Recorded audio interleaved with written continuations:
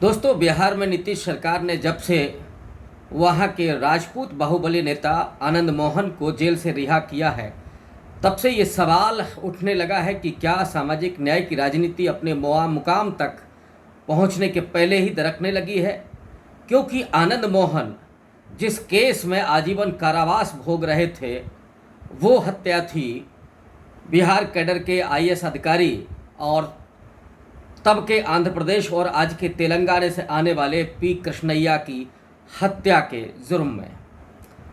दोस्तों, पी कृष्णैया जो बिहार कैडर के आईएएस अधिकारी थे, एक दलित समुदाय से आते थे। सवाल सिर्फ एक व्यक्ति की हत्या का नहीं है, सवाल ये है कि एक दलित समुदाय में कोई आईएएस बनता कैसे है, उसके घर परिवार, उसकी पृष्ठभूमि की उसमें कितनी बड़ी भूमिका होती है।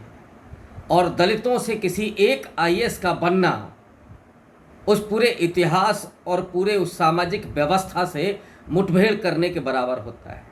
और ऐसे में एक राजपूत बाहुबली नेता के द्वारा जब कृष्णैया की हत्या करवाई जाती है, उसके जुर्म में आनंद मोहन 14 साल से बिहार की जेलों में बंद थे।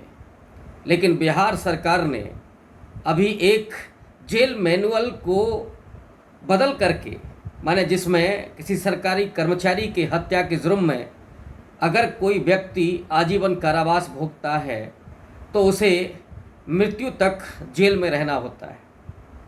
लेकिन जेल मैनुअल को बदला गया और उसमें आनंद मोहन को रिहा कर दिया गया।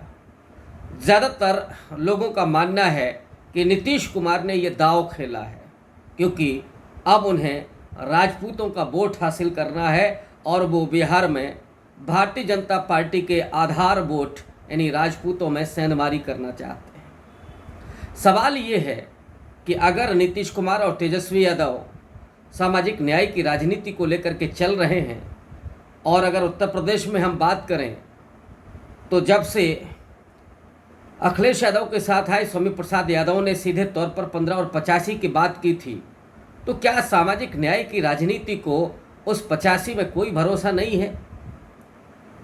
क्यों वे कभी राजपूत बाहुबली को छोड़ करके राजपूतों को अपनी तरफ करना चाहते हैं, या कभी परशुराम की बड़ी बड़ी मूर्तियां स्थापित करके और फरसा धारण करके कोई नेता ब्राह्मणों का वोट जुगाड़ करना चाहता है। लेकिन आश्चर्य इस बात का कि यही सामाजिक न्याय के झंडा बरदार दलितों और पिछड़ों की राजनीति नहीं कर पाते, या उन पर भरोसा ही नहीं हो पाता।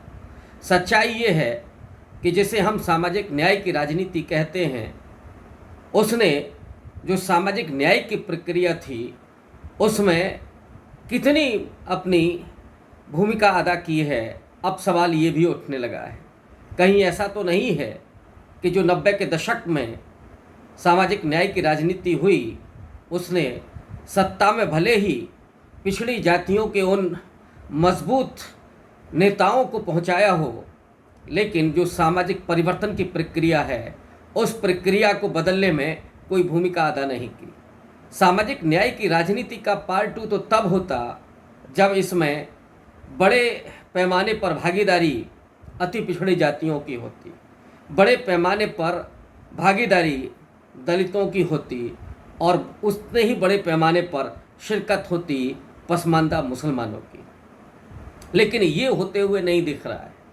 जब जाति जनगणना की बात होती है तो उसमें उन मजबूत जातियों को एड्रेस किया जाता है जो किसान पृष्ठभूमि से आती हैं, और वो पिछले 30-40 साल से लगातार सत्ता में या राजनीतिक दलों में शीर्ष पर बनी हुई है। और इसलिए मैं कह रहा हूँ कि ये जो सामाजिक न्याय की राजनीति है, उसके प्रोसेस में तो होना ये चाहिए था कि आज का जो पसमानदा समाज है, जो दलित है और जो अति पिछड़ी जातियां हैं, उनको अग्रणी भूमिका में होना चाहिए था, या यूँ कहें कि ड्राइविंग सीट पर उनको होना चाहिए था, नेतृत्वकारी भूमिका उनकी होनी चाहिए थी। लेकिन सामाजिक न्याय की राजनीति का ये तकाजा है कि वो आनंद मोहन के ज़रिए राजपूत वोटों में सेंधमारी करके भारतीय जनता पार्टी को कमज़ोर करने का मंसूबा पाल रखी है। लेकिन क्या भारतीय जनता पार्टी हाथ पर हाथ धरे बैठी होगी? क्या नरेंद्र मोदी अपनी बेहतर सोशल इंजीनियरिंग के जरिए सामाजिक न्याय की राजनीति को उलटने की कोशिश नहीं करेंगे?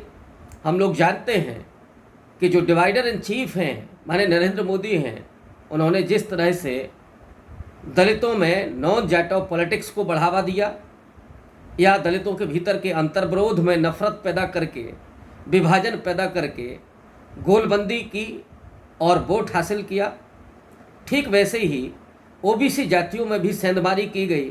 उन्होंने अति पिछड़ी जातियों और पिछड़ी जातियों में विभाजन किया।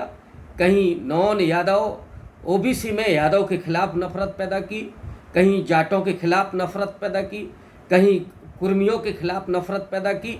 ये बीजेपी के पॉलिटिक्स का हिस्सा है और इसके माहिर खिलाड़ी नरेंद्र मोदी हैं।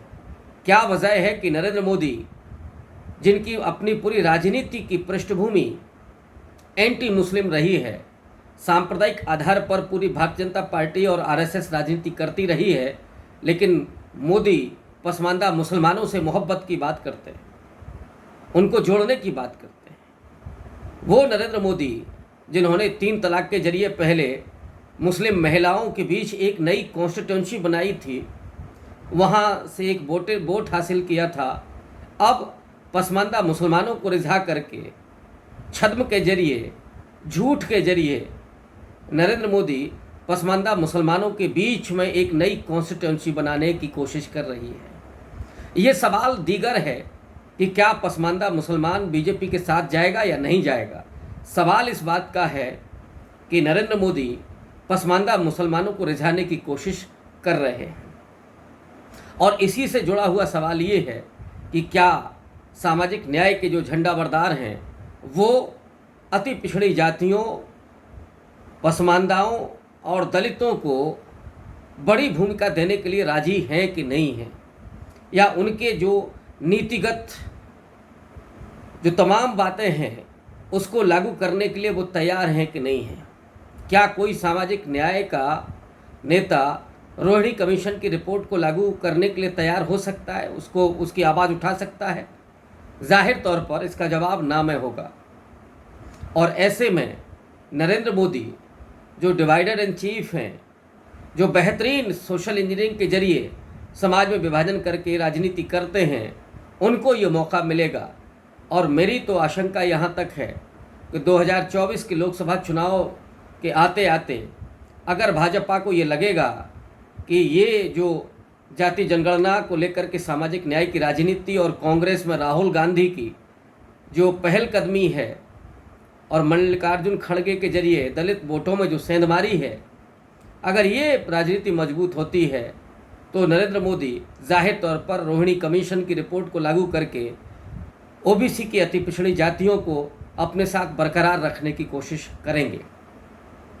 ये वो दलितों के भीतर भी कर सकते हैं और इसीलिए आशंका बलवती होती है कि जो सामाजिक न्याय की राजनीति के झंडा बरदार हैं वो क्यों नहीं इन सवालों को एड्रेस कर रहे हैं, क्यों नहीं अति पिछड़ी जातियों, दलितों और पसमानदाओं के प्रतिनिधित्व की और उनकी भागीदारी की बात नहीं कर रहे हैं। बजाय इसके जब आप आनंद मोहन के ज़रिए राजपूत वोटों में सेंधमारी करने की जुगाड़ करते हैं तो वो सामाजिक न्याय की राजनीति पर सवाल खड़े करते हैं। और इसीलिए आज बिहार सरकार नीतीश कुमार और तेजस्वी यादव की जो राजनीतिक ये जो चाल है वो संदेह के घेरे में ही नहीं है, बल्कि उसके सामने सवाल भी मुंह बाड़े खड़ा हुआ है। धन्यवाद।